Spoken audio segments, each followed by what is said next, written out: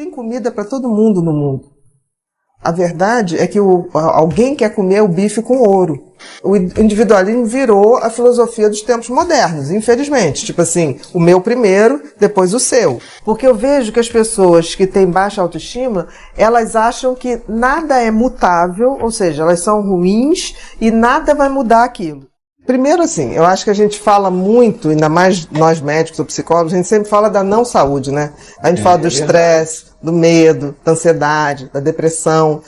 E aí a gente começa a ver, tipo assim, a gente tem que começar a falar também do contraponto disso, né? Porque uma das coisas que a gente busca é tirar o quadro clínico, né? É superar isso. E aí foram feitas várias pesquisas, já há um tempo, do efeito exatamente dessas 3 palavrinhas, dessas 3 ações: empatia, gentileza e compaixão na saúde, não só mental. Começou como uma pesquisa de saúde mental, mas na saúde física, até porque a mente acaba comandando tudo. Então, se detectou algumas coisas interessantes. Por exemplo, primeiro diferenciar. Empatia é só aquela questão de eu me botar no lugar do outro. Mas a empatia é só empatia. Por exemplo, se eu não tiver a compaixão, eu não entro em ação para mudar aquilo. Porque eu posso ter muita empatia, mas eu não estou ajudando ninguém. Sensibilizar com a dor do outro, mas não fazer nada para que o outro mude. Então, por exemplo, a compaixão, ela já tem uma postura de ação. É o que eu vou fazer para mudar aquilo. E a gentileza é um bracinho da compaixão. É como se fosse intermediário. Eu faço uma coisa não para mudar, mas para tornar a vida daquela pessoa um pouquinho melhor. A gentileza, eu posso te dar uma flor, eu posso te dar um abraço, eu posso te dar um beijo. Não necessariamente um sorriso. Não necessariamente eu vou tirar você de uma situação ruim, mas eu vou dar um pouquinho de luz naquele dia. E aí foi tão interessante porque a gente viu o seguinte, que essas compaixão, empatia e gentileza têm caminhos diferentes no cérebro, têm neurocircuitos diferentes. E são coisas que têm que ser treinadas, porque são coisas muito recentes no ser humano. Os nossos circuitos ligados à nossa sobrevivência, à nossa evolução como espécie, sempre foram o contrário. Foi de competitividade, de violência, de ocupar espaço, de fazer, competir com o outro, de comida, de buscar abrigo. Tudo oposto a isso, né? Porque como é que eu estou disputando um território com você? Como é que eu posso ser gentil, ser empático com você ou ter compaixão? Era impossível. Mas nós estamos marcados ainda, os nossos circuitos mais marcados são os circuitos da sobrevivência. Por isso, tanta gente adoecendo de medo, né, de depressão, disso tudo. O que a gente viu é que os outros circuitos mais recentes, que não são tão marcados, podem ser treinados. Como é que eu treino, por exemplo, compaixão? Você pega qualquer pessoa. Eu penso agora numa pessoa que eu amo. Você pode pensar. Pensou na pessoa que você ama? Pode ser qualquer pessoa em qualquer nível de amor. Você agora vê essa pessoa sofrendo, ok? O que você vai fazer para tirar essa pessoa desse sofrimento? O que você vai fazer para mudar isso? Empatia, gentileza e compaixão. Tem uma hierarquia. A empatia, quando eu falei, imagina uma pessoa que você ama, você foi empático. Sim. Né? Imagina ela sofrendo. Novamente, você está sendo empático e sentiu essa dor. Agora, você pode fazer isso tudo e a pessoa continuar ali. Na gentileza, eu vou lá, vou dar a mão. Eu dei a mão, mas não mudei. Agora, o que eu vou fazer para ela mudar? Aí eu já estou na compaixão, que é um nível muito mais elevado. Então isso tem que ser treinado. E é tão bacana isso, porque assim, hoje existe nas escolas um movimento de treinar isso, que seria a tal da inteligência não emocional, seria uma inteligência socioafetiva. Porque emoção é só identificar uma emoção, mas é uma coisa mais abrangente. Então, você treinando crianças desde muito cedo a ter empatia, gentileza e compaixão, você automaticamente está diminuindo a probabilidade daquelas crianças desenvolverem transtorno de ansiedade, depressão, porque os circuitos ligados ao medo, à ansiedade e o adoecimento pela depressão, pelo excesso desses dois, é muito mais instintivo, está muito marcado pra gente. O que não está marcado tanto, que a gente só começou a ter casa onde morar, comida farta, vai no supermercado e pega, há muito pouco tempo na história da humanidade. E isso faz com que esses circuitos desses sentimentos mais generosos ainda precisem de treinamento. Mas o que a gente está fazendo? A gente evoluiu, mas não estamos treinando isso. Porque as pessoas evoluíram, aí estão competindo, ao invés de... Tem comida para todo mundo no mundo. A verdade é que alguém quer comer o bife com ouro, né? Temperado com ouro. Aí não dá. Porque aí eu quero muito mais, eu estou competindo quando não era mais para ter competitividade. Porque a gente já está num nível que não precisava estar competindo entre a mesma espécie. Nós somos da mesma espécie. Competir com o outro.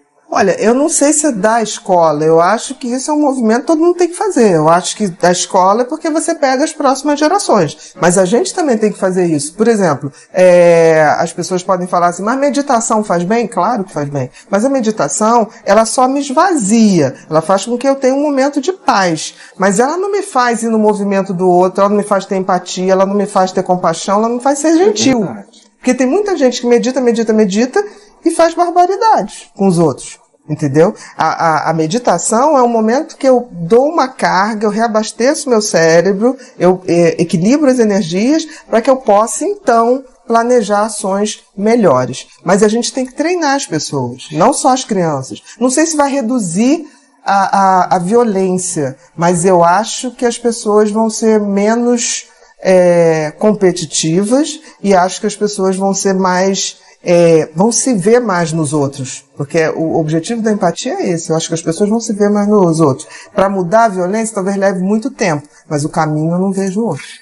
E a educação moral e cívica, eu também tive essa cadeira, mas era uma coisa muito chata.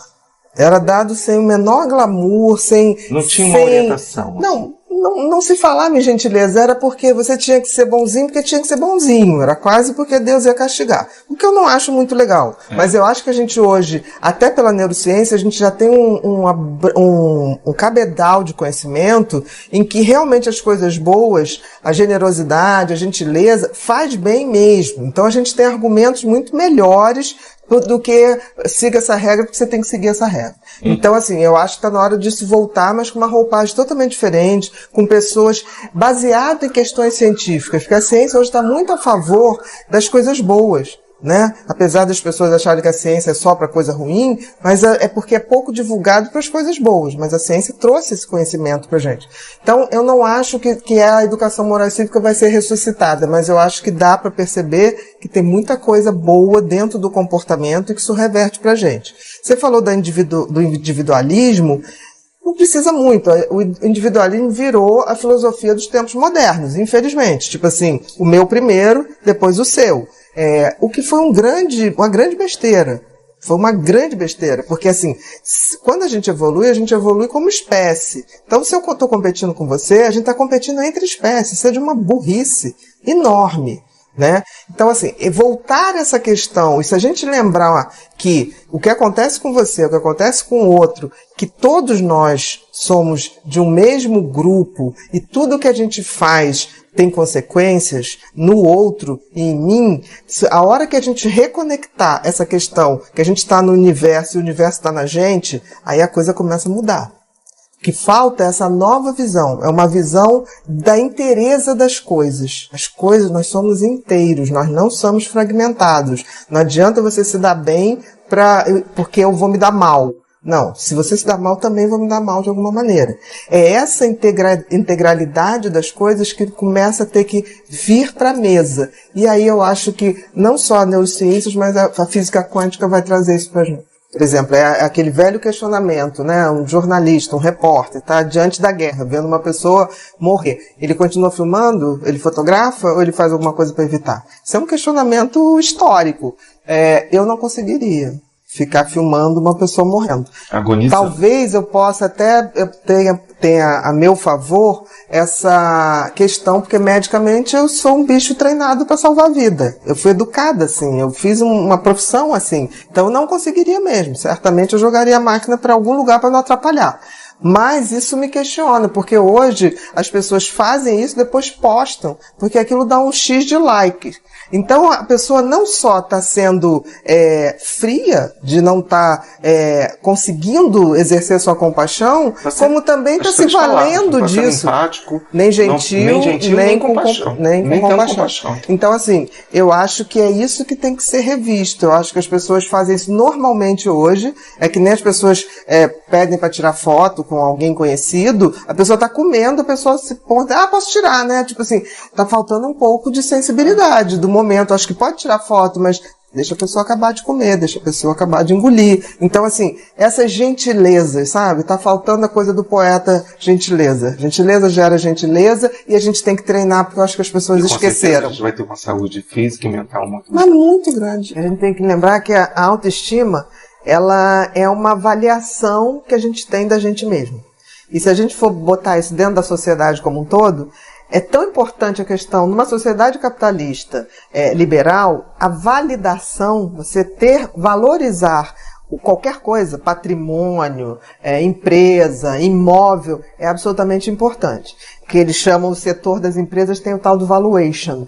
O valuation é quando você, por exemplo, uma empresa quer comprar outra, então tem um setor que vai ver qual é o valor de mercado daquela empresa. Você vai comprar um imóvel, vai vender um imóvel. Tem também o valuation daquele imóvel. Então, isso perpassa toda a nossa sociedade ocidental. E oriental também hoje. A questão é que a gente fica se perguntando como é que a gente faz uma validação, um valuation da gente, que seria a autoestima. Como é que a gente se valida? Que valor a gente dá a gente? E aí isso é muito compatível com a autoestima. Porque a autoestima, ela precisa, mais do que ter um valor fictício, ela precisa ter um valor individual. Então é uma coisa subjetiva. Eu não posso te validar ou dar valor a uma característica sua. Porque na autoestima, auto é da própria pessoa. Isso. Você tem que se dar esses valores e isso tem que ser de base para que você se sinta bem e possa exercer esse valor no mundo. Existe ser humano perfeito? Não existe ser humano perfeito. A gente tem qualidades, a gente tem defeitos e a gente tem disfuncionalidades, coisas que não funcionam absolutamente bem. A grande questão é a gente aceitar isso. Porque eu vejo que as pessoas que têm baixa autoestima, elas acham que nada é mutável, ou seja, elas são ruins e nada vai mudar aquilo. Ou as pessoas que têm um ego, um narcisismo ou uma coisa inflada, que elas são maravilhosas. Não tem a pessoa que seja tão ruim assim, nem tem a pessoa que seja tão maravilhosa. Uma coisa que é muito importante para uma autoestima, você falou amigos, respeito, isso ainda depende do outro, a amizade depende do outro.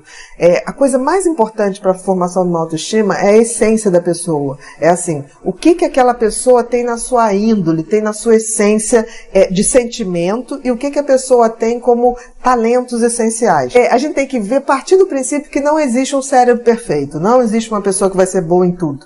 Mas a gente identificando desde muito cedo o que a gente faz de uma maneira, o dom, né? Faz um pouquinho diferente das pessoas e tem um prazer e sabe que aquilo é bom, a gente tem que pegar isso e investir nisso. Tem de melhor. De melhor. A autoestima, quando ela é feita em cima dos nossos talentos, em cima da nossa índole, ela é uma construção sólida. Quando não é feita assim, não vai. A autoestima tem muito a ver se a gente tem a sensibilidade de captar o que a pessoa tem de melhor, de captar seus talentos e não atrapalhar, deixar aquilo se desenvolver. Se não puder ajudar, não atrapalha.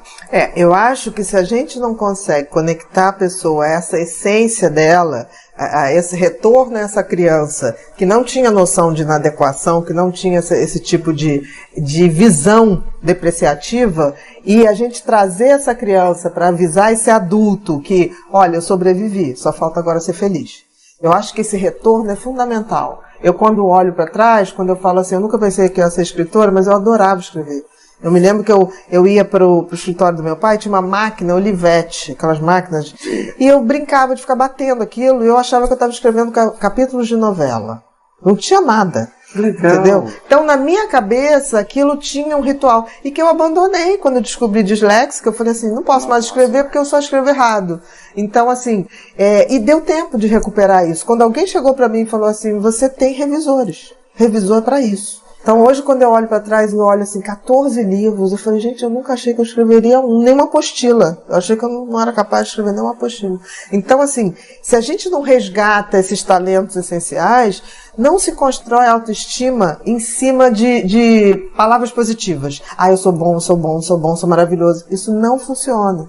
A única autoestima que é real é aquela que eu invisto nos meus alicerces. E todo mundo tem um talento, todo mundo tem um dom, vem no DNA. Seja lá quem nos criou, o Criador nos fez com alguma função e algum talento para exercer essa função. Então, assim, seja onde for, a gente tem que deixar a essência da gente, o carimbo da gente. É isso que fica.